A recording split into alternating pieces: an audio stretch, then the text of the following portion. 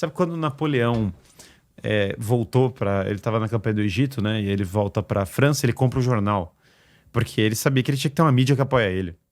Imagina a ideia de você tentar reformar um sistema que você não tem nenhuma mídia que te apoia. É muito louco. Você vai se lascar, entendeu? É muito louco. Você não consegue contar uma história, porque pensa, né? Porque no fundo, muito do que é mídia é só você conseguir contar uma história. Não é mais complexo do que isso. E você não consegue contar uma história. Então, a questão é que para você mudar as coisas de verdade, demanda um projeto de vida. Esses homens que, quando eu cito eles literalmente passaram a vida inteira se preparando para isso. Então, eu acho que eu queria muito ver uma geração nova no Brasil que tivesse que aprenda as lições das coisas que deram errado no passado, sabe? É engraçado. Trump 2 aprendeu várias lições do que Trump 1 deu errado, mas o Trump é de outra geração, né? A ideia de que o Trump vai ser um baita reformador, ele é literalmente de outra geração. Ele não tem nem idade. Essa pergunta é ótima. Eu fui uma vez num evento, pessoa ótima, assim, eu fui num evento do Paulo Guedes, né? E uma figura... Paulo Guedes. Uma figura incrível e tal. O Paulo Guedes é mais velho, entendeu? Assim... poxa, mas o que é isso? É um demérito? Não. A idade traz sabedoria, traz várias coisas, mas literalmente tem muitas pessoas que não têm literalmente a idade para fazer o tamanho da reforma que a pessoa imaginaria. Ela literalmente não tem a gente tá falando de coisa de 30 anos, entendeu? Não tem o tempo de vida, falando claramente. Não tem energia, o negócio... Perfeito, talvez se tivesse 30 anos do Paulo Guedes na economia, ele fizesse a reforma como se esses 30 anos não existem, eles não são reais. Então, realmente precisa vir uma geração completamente diferente para mudar a política do Brasil. Eu não acho que, novamente, a chance de alguém que está dentro da máquina vir reformar a coisa é muito baixa. Eu insisto nesse ponto, porque não é porque... Claro que apareceram os outsiders ruins também. O outsider ruim, beleza, existe Também não compro todo o outsider que aparece. Volta e meia aparece o gestor, aparece o outsider fake. O outsider ruim não é o ponto que eu estou defendendo. Eu acho que as pessoas têm que entender, filtrar o que eu estou falando. Eu acho assim, no passado, eu vou falar... O que eu estou falando aqui nesse podcast, nesse negócio... Há 10 anos pareceria muito mais louco do que é hoje. As pessoas já estão mais maduras para entender o que eu estou falando do sistema brasileiro. Cada dia que passa, eu tô achando que as pessoas estão caindo mais a ficha das coisas, sei lá, da corrupção do sistema, da necessidade de valores, da crise, da falência espiritual, moral do sistema. Eu lembro quando teve o impeachment da Dilma, né? E aí eu falei que o Lula ia voltar a ser presidente do Brasil e que nada ia mudar. E eu lembro que as pessoas olharam pra mim e falaram: meu Deus, esse cara enlouqueceu completamente. O gigante acordou, meu. Acabamos de vendo. Você não tá vendo Tu não lembra, não? Da propaganda lá no Rio passava uma propaganda os caras. O Pão de Açúcar lá levantava e era um gigante. Aí viu um gigante andando, aí o gigante acordou. E era o gigante acordou e tal, e tudo vai ser diferente. E eu olhei e falei: caramba, quantos líderes empresariais apoiam isso aqui? Quantos intelectuais tem esse movimento? Quantas pessoas conseguem mobilizar dinheiro, defesa, o que for, tem nesse movimento? Bom, tem muito pouco, tem muitas pessoas com bandeiras na rua. Pessoas com bandeiras na rua, você consegue inclusive deletar, você consegue literalmente sumir com a foto das pessoas com bandeiras na rua, você consegue literalmente pegar um pente, começar a apagar e falar: tinha ninguém. Tipo assim, é muito louco. O estudo da USP diz que tinha 100 pessoas. Isso, tinha 3 pessoas. Você podia ter visto a maior multidão da história. Pode sair uma matéria no jornal falando: não tem ninguém. Então o problema ali é que havia, no meu diagnóstico ali da época, havia uma ingenuidade muito grande em relação a isso. E essa ingenuidade a direita padece muitas vezes pela falta de conhecimento histórico de várias coisas. E aí o problema é quando o cara ouve e ele fala: não, é que ler livro de história, eu vou ler um monte de livro de história, que vai me ajudar? Esse é o erro. Bom, o Guilherme tá muito louco.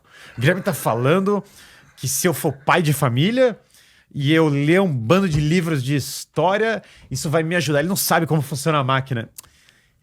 E aí que tá, o problema é que ele vai ser engolido, porque ele vai chegar lá, e daí, claro, ele não é pai de família, ele não tem fé, ele não sabe, tem livro de história, e daí vão chegar ele vai chegar incentivos de todas as coisas, e aquele ideal tão puro que ele tinha, ele vai embora. Eu lembro de uma pessoa que chegou para mim, eu não vou citar os nomes, mas tinha um político... Não, eu posso citar esse caso porque é muito notório assim. Tem uma pessoa que falou assim, Guilherme, uma pessoa do governo Bolsonaro, ele falou, você sabe, né?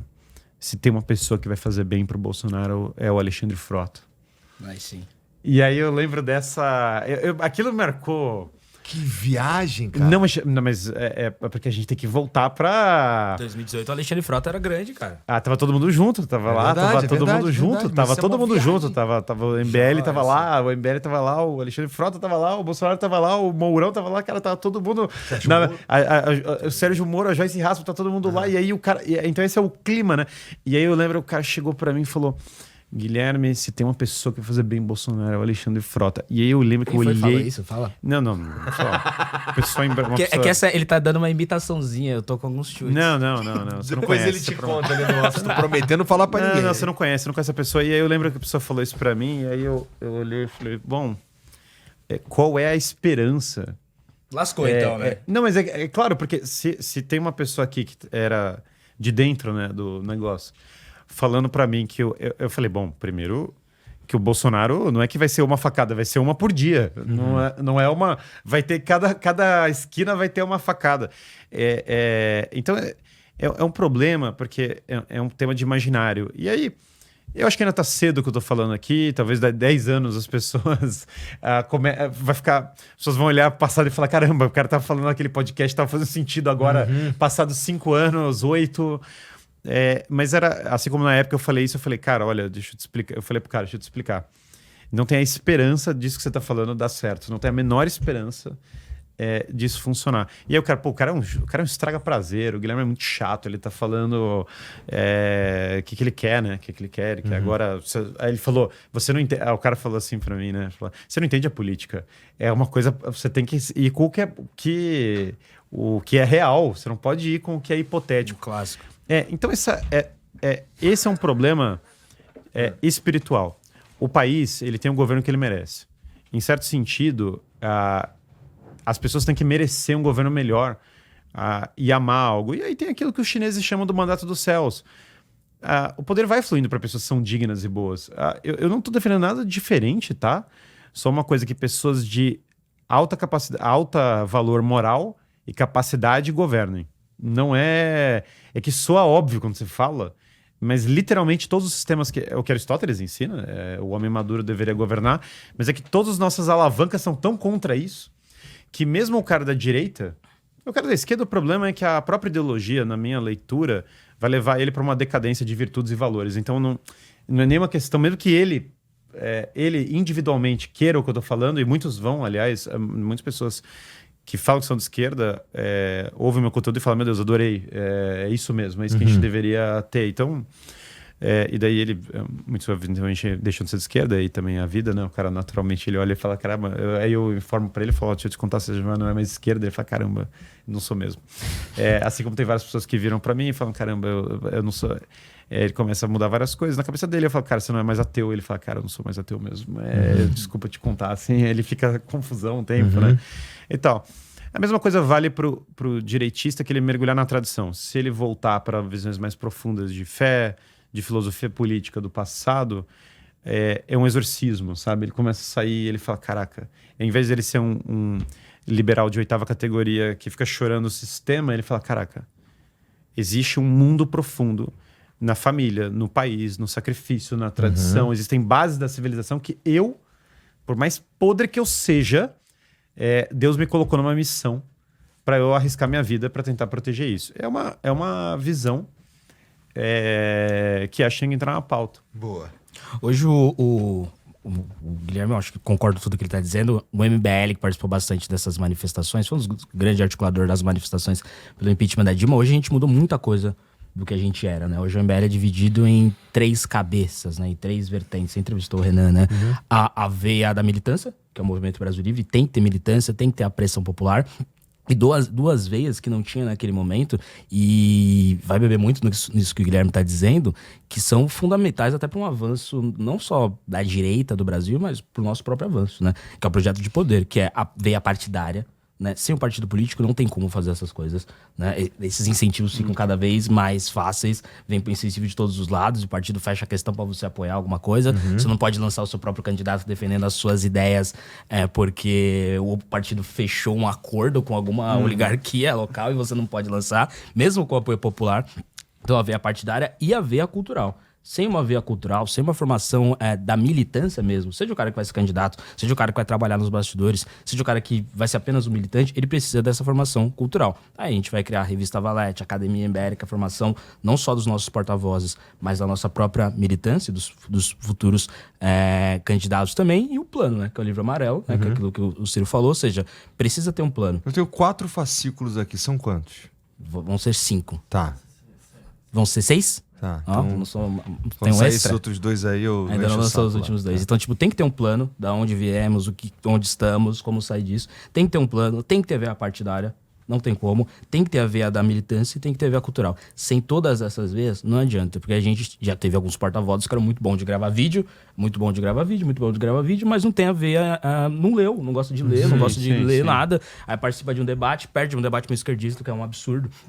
Tem vários direitistas que perderam o debate, ou que são bons de haver a partidária, mas não tem a parte intelectual e também não tem a parte de militância, ou seja, chegou agora no negócio, qual é o histórico desse cara? Né? Então tem que ter todas essas veias e o principal tem que ter algo que é defendido pelo partido e pelo movimento e que seja claro, que as pessoas possam comprar e ler e ver se você está certo ou não, porque a gente vê que na própria direita, brasileira e mundial, é uma das origens da direita, se é assim, cada direita tem a sua direita.